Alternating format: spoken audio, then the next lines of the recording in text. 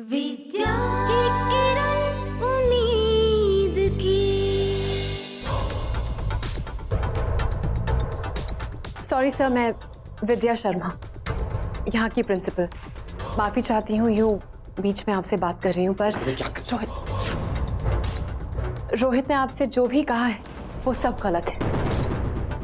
बस वो थोड़ा जज्बाती हो गए हैं और इस इल्जाम को अपने सर ले रहे हैं, पर मेरा यकीन मानिए इसमें रोहित की कोई गलती नहीं है। रोहित सर, न्यूज़पेपर में जो भी खबर आई है मैं उसका खंडन करती हूँ। पता नहीं ये किसने छपाया है, क्यों छपाया है, पर मकसद सिर्फ एक ही है, सिंघानिया स्कूल की बदनामी, रोहित आर्यन की बदनामी। जानती हूँ सर, सिर्फ बातों से मैं अपने पॉइंट को प्रूव नहीं कर पाऊंगी, पर आप प्लीज मुझे कुछ समय दीजिए, मैं आपसे आके ट्रस्ट ऑफिस में मिलती हूँ। जी सर, 5 बजे बिल्कुल। जी, रोहित आर्यन के साथ। Thank you so much sir.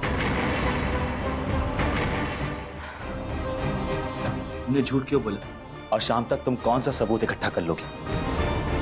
झूठ मैंने नहीं, झूठ तुमने बोला है। तुम अपनी पूरी जिंदगी झूठ के सहारे जीते आए हो, कम से कम अब तो झूठ का साथ छोड़ दो।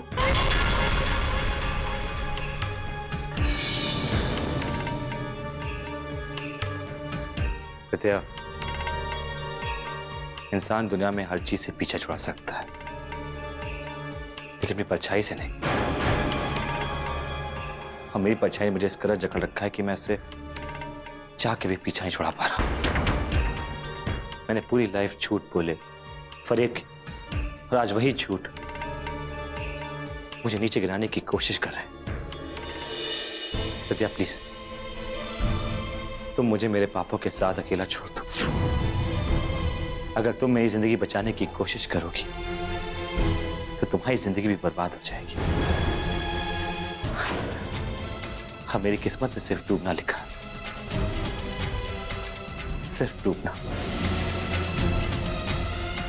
रोहित, पत्नी हूं मैं तुम्हारी, अग्नि को साक्षी मानकर 7 फेरे लिए हैं मैंने। सुख में दुख में हर हाल में तुम्हारा साथ देने का वचन भी दिया है। मैं तुम्हें कुछ नहीं होने दूंगी रोहित, चाहे जो भी हो जाए। तुम्हें हर मुसीबत से बचाने के लिए मैं अपनी आखिरी सांस तक लड़ जाऊंगी। लेकिन विद्या, तुम्हें कैसे कर पाओगे? वंशिका का नाम सामने लाए बिना तुम मेरे ऊपर से इल्जाम कैसे मिटा पाओगी? अब वक्त आ गया है कि सच्चाई सबके सामने आ जाए। नहीं विद्या, तुम वंशिका की सच्चाई किसी को नहीं बताओगी। रोहित, एक झूठ को छुपाने के लिए 100 झूठ बोलने पड़ते हैं। मैं मानती हूँ कि जब सच्चाई सबके सामने आएगी तो इस रिश्ते पर बहुत उंगलियां उठेंगी, ढेरों सवाल भी उठेंगे, और कम से कम हम सच्चाई के साथ तो खड़े होंगे। नहीं विद्या, तुम वंशिका की सच्चाई किसी को नहीं बताओगी। ये सच तुम सिर्फ अपने तक ही रखोगी। प्लीज, तुम किसी को नहीं बताओगी, फिर चाहे मुझे कुछ भी हो जाए। मैं सच्चाई का जख्म नहीं सह सकता।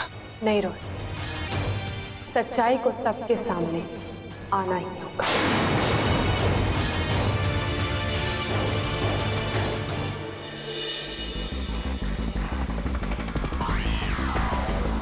विद्या प्लीज मेरी बात को समझो।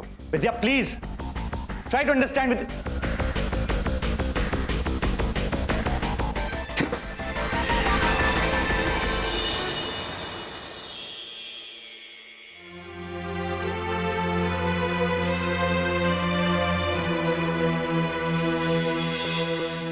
इंसान दुनिया में हर चीज से पीछा छुड़ा सकता है, लेकिन अपनी परछाई से नहीं।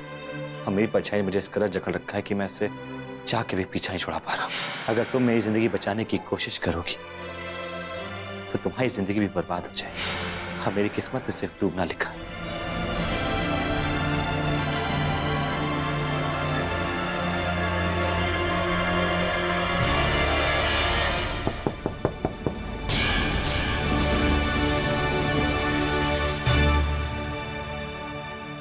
Come in.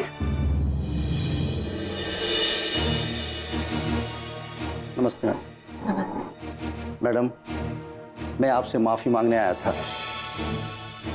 दरअसल मेरे बेवजह शक के कारण इतना कुछ हो गया कि बात मीडिया तक पहुंच गई और न्यूज़पेपर में छप गई। रजा साहब, प्लीज आप माफी मत मांगिए, इसमें आपकी कोई गलती नहीं है।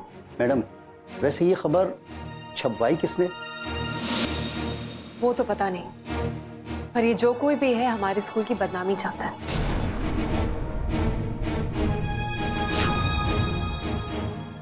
क्या बात है रजा साहब? कोई और बात है जो आप पूछना चाहते हैं? जी मैम। मैडम, मैं सबसे पहले तो आपको ये बता देना चाहता हूँ कि मैं न सिर्फ इस मामले में बल्कि स्कूल से ताल्लुक़ रखने वाले सभी मामलों में आपके साथ हूँ। मैडम, मुझे आप पर पूरा भरोसा है कि आप जो भी करेंगी वो इस स्कूल की बेहतरी के लिए ही होगा। इसलिए मैं बिना कोई सवाल जवाब किए हमेशा आपके साथ रहूँगा, आपको सपोर्ट करूँगा। रजा साहब, आपके इस सपोर्ट के लिए, इस भरोसे के लिए आपका शुक्रिया। और अब मैं आपको यकीन दिलाती हूँ कि आपका ये यकीन मैं कभी टूटने नहीं दूंगी।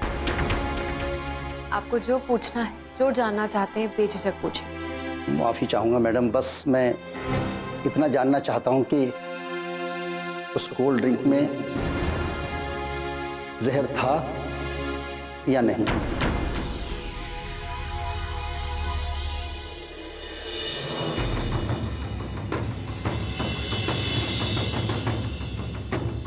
मैडम, शायद मुझे ये सवाल नहीं पूछना चाहिए था। मैं माफ़ी चाहता हूँ अपने सवाल के लिए। नहीं मैडम, मुझे कोई जवाब नहीं चाहिए, प्लीज़। नहीं रजा साहब, आपको इस सवाल का जवाब जानने का हक है। ये स्कूल जितना मेरा है उतना आप सबका है, तो अगर यहाँ कुछ गलत हुआ है तो आपको जानना ज़रूरी है। नहीं मैडम, मैं आपसे ऐसा कोई सवाल नहीं करूँगा जिसका जवाब देने में आपको परेशानी महसूस हो। नहीं, तकलीफ की तो कोई बात ही नहीं है रजा साहब। सच चाहे जैसा भी हो, एक न एक दिन उसका सामना करना ही पड़ता है। और अब मैं आपको सच बताने वाली हूँ। उस कोल्ड ड्रिंक में जहर था,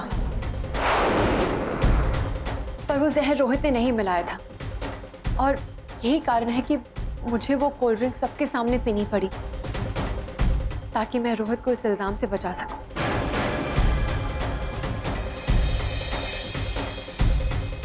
मैडम, आज मेरी नज़रों में आपकी इज्जत और भी ज़्यादा बढ़ गई।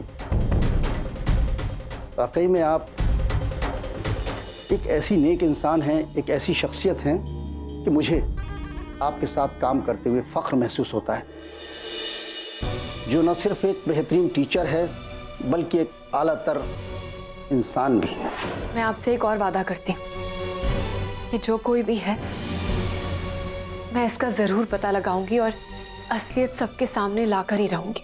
इंशाअल्लाह। और मैं अल्लाह से दुआ करूंगा कि अल्लाह ताला आपको इस मकसद में कामयाब करे और जो रोहित सर पर गलत इल्ज़ाम लगा है, जो झूठा इल्ज़ाम लगा है, वो इससे साफ बरी हो जाए। Thank you. चलता हूँ।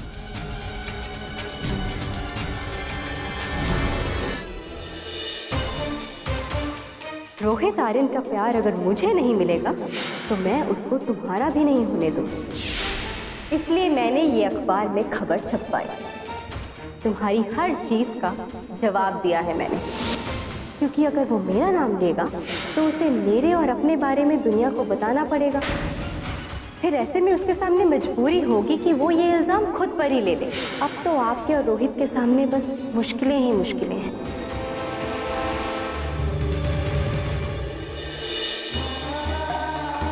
माँ, मैंने आपसे जिंदगी भर झूठ बोला है, आपसे छुपाकर बहुत सारे पाप किए।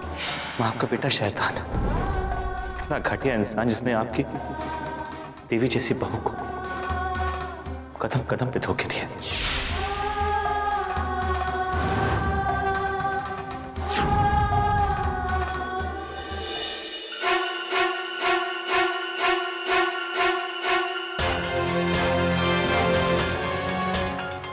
यही सही मौका है रोहित की मम्मी को भड़काने का। उन्हें ज़रा सी चाबी दे देती हूँ, फिर जो वो तमाशा करेंगी उसे देखने में मज़ा आएगा।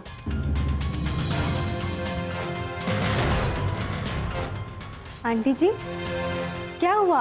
कहाँ खो गई आप? कहीं नहीं, बस ऐसे ही। आंटी जी, मुझे पता है कि आप मुझे कुछ नहीं बताएंगी, लेकिन फिर भी मैं समझ सकती हूँ। मैंने भी आज का न्यूज़पेपर पढ़ा है और उसमें जो कुछ भी छपा है वो वाकई बहुत गलत है। लेकिन आंटी जी, ये मामला क्या है? मैं नहीं मानती कि रोहित कोई ऐसी घटिया हरकत कर सकता है, पर ये खबर आखिर छपाई किसने?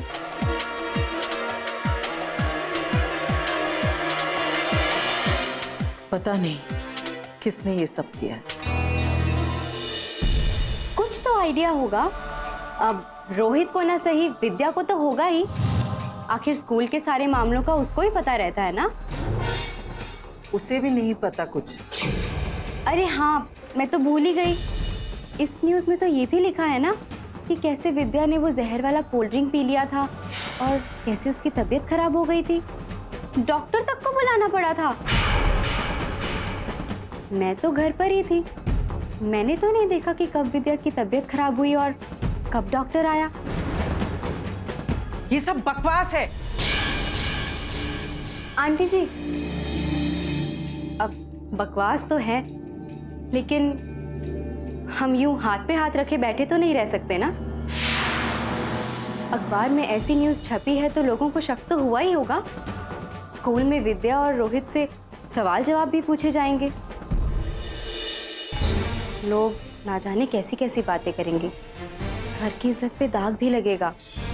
अब ऐसे में आपने कुछ सोचा है कि आप क्या करेंगी?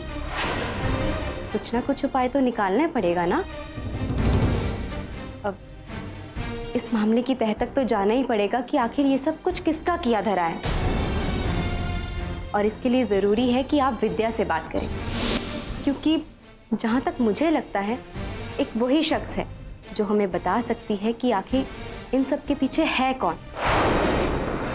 ये साजिश आखिर की किसने है?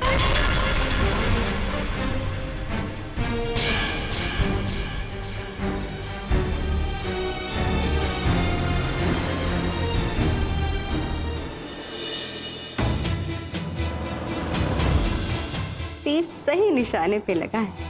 आंटी जी के दिमाग में मैंने सवाल भी पैदा कर दिए हैं और उनकी ओर बढ़ने का रास्ता भी बना दिया है। अब जब वो विद्या से इस बारे में खोज खबर करेंगी, उससे पूछेंगी, तो विद्या के ऊपर दबाव बनेगा। बेचारी विद्या अपने पति की इज्जत के चलते मेरा नाम भी नहीं ले पाएगी। वो ऐसे तड़पेगी कि उसे समझ में ही नहीं आएगा कि वो क्या करे। और फिर वही सही मौका होगा जब मैं ये सारा इल्ज़ाम उल्टे उसके ऊपर ही लगा दूंगी और फिर आंटी जी को अपनी साइड करके उसे घर से लॉक मारकर निकाल दूंगी।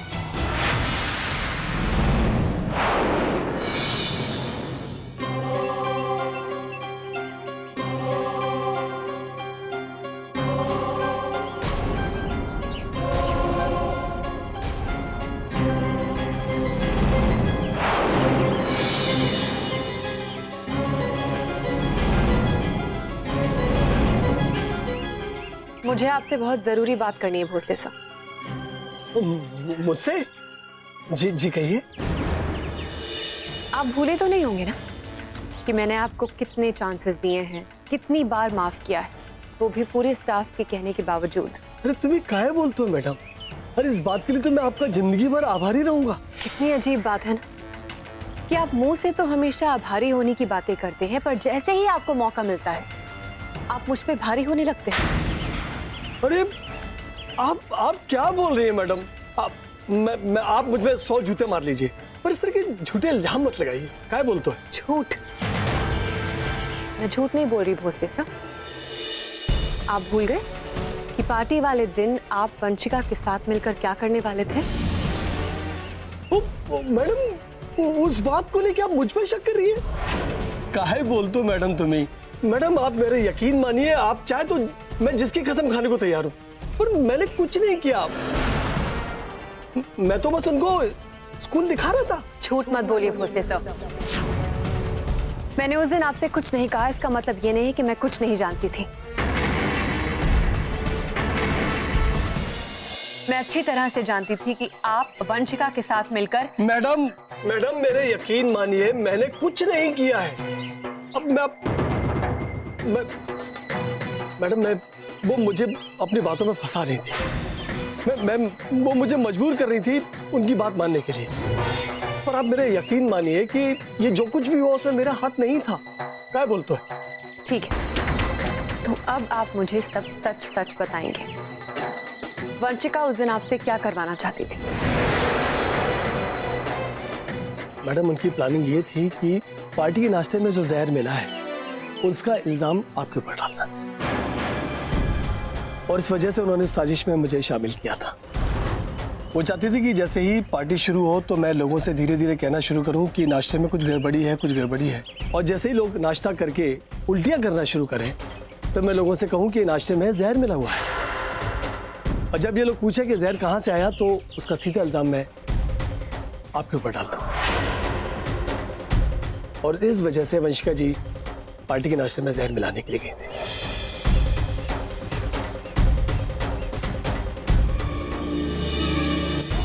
पर वो सिर्फ कोल्ड ड्रिंक में ही जहर मिला पाई। पर इतने में रोहित सर वहां पर आ गए और उन्होंने उन्हें रोक दिया।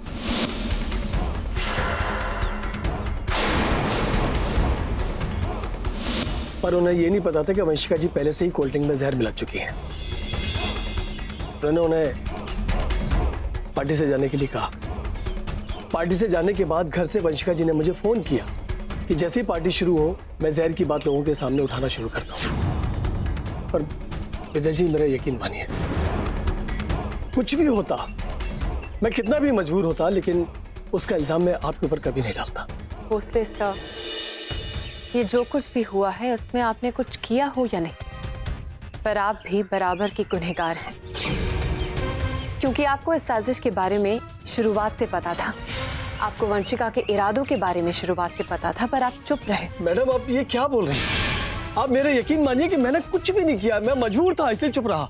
इसमें मेरा कोई हाथ नहीं, इसकी सजा मुझे मत दीजिए। डरिए मत, क्योंकि हमेशा की तरह इस बार भी मैं आपको कोई सजा नहीं दूंगी। पर हाँ, इसके बदले आपको मेरे लिए एक छोटा सा काम करना होगा। आप जो कुछ भी कहेंगी मैं करने को तैयार हूँ मैडम, बोलिए। गुड। वंशिका की इस साजिश की गवाही आप ट्रस्ट को देंगे। एक एक करके इस साजिश की सारी पर्दे खोलेंगे, क्योंकि सिर्फ और सिर्फ आप इस साजिश के चश्मदीद गवाह हैं।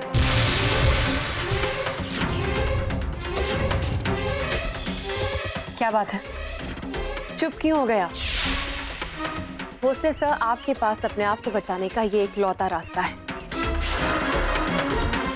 आपको इस साजिश की परतें खोलनी होगी, सच सामने लाना होगा, ताकि मैं ट्रस्ट के सामने ये साबित कर सकूं कि इस साजिश के पीछे रोहित आर्यन नहीं बल्कि वंशिका है। क्या आप मेरा साथ देंगे? आज शाम 5 बजे ट्रस्ट के साथ मीटिंग है।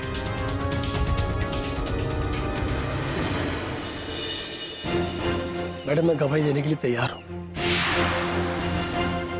पर इस वजह से वंशिका जी और रेस्तर के बीच में जो रिश्ता है वो खुलकर दुनिया के सामने आ जाएगा। क्या आप इस बात के लिए तैयार हैं? क्या रोहित सर इस बात की इजाजत आपको देंगे? सोचना आपको है मैडम।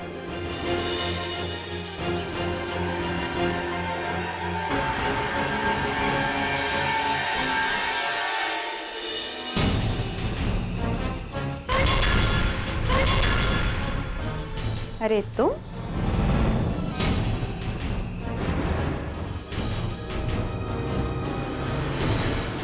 क्या हुआ, दरवाजे पे ही क्यों रुक गए? क्या अपने आने वाली हार से इतना घबरा गई हो कि खुद के ही घर में आने जाने से डरने लगी? तुम्हें देख के ना मुझे कुएं के मेंढक वाली कहानी याद आती। याद है, शायद तुमने भी स्कूल में पढ़ी हो। एक मेंढक था जो एक कुएं में रहता था, और उसी एक गलत फहमी थी कि सारी दुनिया सिर्फ उस कुएं में समाई है, और उसने पूरी दुनिया देख ली है। पर वंशिका, जिंदगी की सच्चाई तो ये है कि दुनिया बहुत बड़ी है, क्या बात है, बड़ा चहक रही हो। ऐसी कौन सी बात है जो इतनी खुश लग रही हो? बस ये सोच लो कि एक बहुत बड़ा काम हो गया है। मेरे घर में ना बहुत गंदगी थी, तो उस गंदगी को घर से बाहर फेंकने का रास्ता मिल गया है मुझे। बस बहुत जल्द इस गंदगी को अपने घर से बाहर फेंक दूंगी मैं। इतना भी मत उड़ो कि जब मुंह के बल गिरो तो वापस से उठ ना पाओ। तुम मुझे यहां से निकालोगी? मुझे? ऐसा कोई रास्ता नहीं बना जो मुझे मेरे रोहित से अलग कर सके। वेल, ये रास्ता तो बन गया है। याद है तुमने मुझे ताना दिया था? मेरे सिंदूर और मंगलसूत्र को लेकर तुमने बहुत ताने कसे थे। इसी सिंदूर और मंगलसूत्र की शक्ति से मैं तुम्हें इस घर से बाहर फेंकने का रास्ता खोल कर आ रही हूँ। कहा था ना मैंने कि मैं तुम्हें नहीं बल्कि तुम खुद मजबूर हो जाओगी इस घर से बाहर जाने के लिए। तो बस तैयार हो जाओ, क्योंकि तुम खुद इस घर से बाहर निकलने वाली हो। अच्छा, मैं भी देखती हूँ कि मुझे यहाँ से कौन निकालता है। मैं अभी के अभी अपनी और रोहित की सच्चाई सारी दुनिया को बता दूंगी, फिर देखती हूँ कि तुम क्या करती हो। बस एक यही हथियार है ना तुम्हारे पास, जिसके दम पे तुम इतना फुदकती हो, तुम्हें लगता है कि पूरी दुनिया तुम्हारी उंगलियों पर नाचेगी। एक बात ध्यान रखना, जब सच का डर खत्म हो जाता है ना, तो झूठ के सामने सर झुकाने की कोई जरूरत नहीं होती। तुम क्या सच्चाई बताओगी? मैं खुद ट्रस्ट मेंबर्स के सामने सारी सच्चाई बताकर आ रही हूं। मैं उन्हें बता चुकी हूं कि किस तरह तुमने ये साजिश रची थी, और भोंसले सर खुद तुम्हारे खिलाफ गवाही दे चुके हैं। इनफैक्ट ट्रस्ट मेंबर्स तुम्हारे खिलाफ पुलिस एक्शन लेना चाहते हैं। तो अब तुम बैठकर सोचो कि तुम्हें क्या करना है। विद्या,